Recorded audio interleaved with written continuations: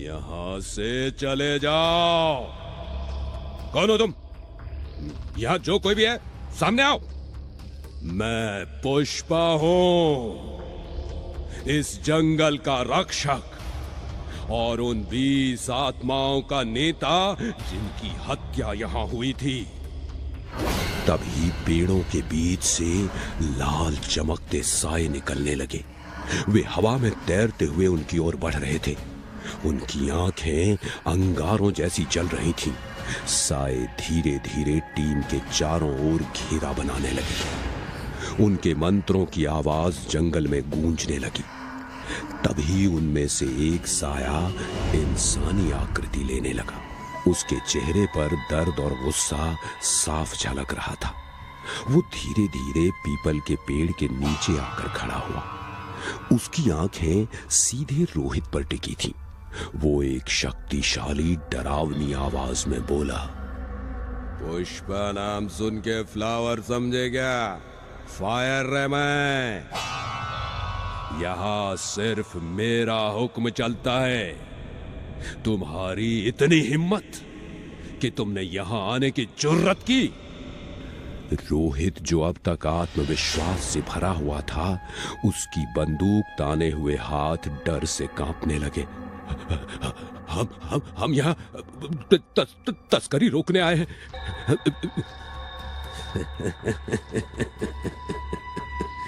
तस्करों का अंत करना तुम्हारा काम है, लेकिन इस जंगल की रक्षा और इस पर हक सिर्फ मेरा है।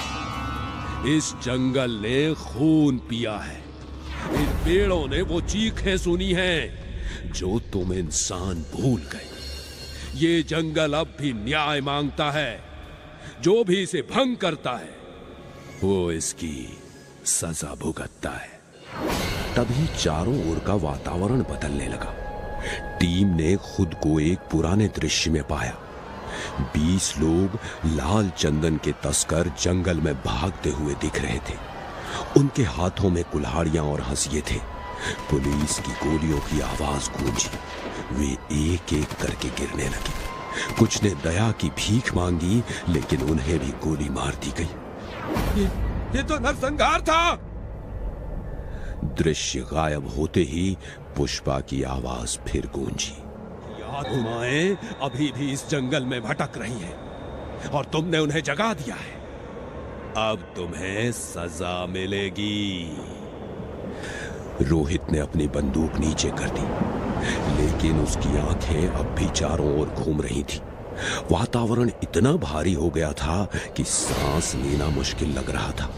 उसने कांपते हुए कहा, पुष्पा, ये तुम्हारा जंगल है, तुम्हारी आत्माएं हैं, लेकिन हमने कुछ गलत नहीं किया। हम बस अपनी ड्यूटी कर रहे थे। ड्यूटी? इंसान अपनी हर हिंसा को ड्यूटी का नाम देता है, लेकिन क्या तुमने कभी सोचा कि उन तस्करों में भी किसी के पिता, किसी के भाई, किसी के बेटे थे? क्या उन्हें अपनी बात रखने का हक नहीं था? सुरेश, जो अब तक चुप था, हिम्मत जुटाकर बोला, पुष्पा, जो हुआ वो गलत था, लेकिन वो हमारा फैसला नहीं था। हम उस घटना का हिस्सा नहीं थे। हमें तो इसके बारे में अभी पता चला है। पुष्पा की आवाज गंभीर हो गई। हो सकता है तुम उस नरसंहार का हिस्सा ना रहे हो, लेकिन ये जंगल खून का कर्ज भूलता नहीं है। जो इसके नियम तोड़ता है, वो चाहे तस्कर हो या कानून के रक्षक, उसे इसकी सजा भुगतनी होगी।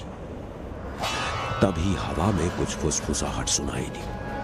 चारों तरफ लाल साए घूमने लगे। विवेक ने घबराकर रोहित का हाथ पकड़ लिया। रोहित, हमें यहां से भागना चाहिए। ये जगह हमें जिंदा नहीं छोड़ेगी। इतना कहते ही लाल साए रोहित, सुरेश और विवेक की ओर बढ़ने लगे। रोहित ने घबराकर अपनी बंदूक उठाई और पुष्पा पर गोली चलाना चाहा, लेकिन तभी विवेक ने उसका हाथ रोक दिया। नहीं रोहित, गोली से ये साए नहीं रुकने वाले। इस दुनिया ने तेरे हाथ में पिस्तौल दिया, और मेरे हाथ में कुल्हाड़ी।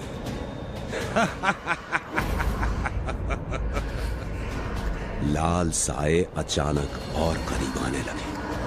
उनके मंत्र और तेज हो गए। भागो! सुरेश चिल्लाया, लेकिन जड़ें जमीन से निकलकर उनका रास्ता रोकने लगी। टीम ने बिना समय गंवाए जंगल से भागने की कोशिश की, लेकिन पीछे से पुष्पा की आवाज गूंजी। यहां से जाने की कोशिश कर रहे हो? भागो और तेज भागो। अगली बार यहां कदम रखने की गलती कभी नहीं करोगे। ये जंगल तुम्हें नहीं भूलेगा। अगले दिन उस जंगल के बाहर उन तीनों अधिकारियों की लाशें बरामद हुई। मैं झुकेगा नहीं साला।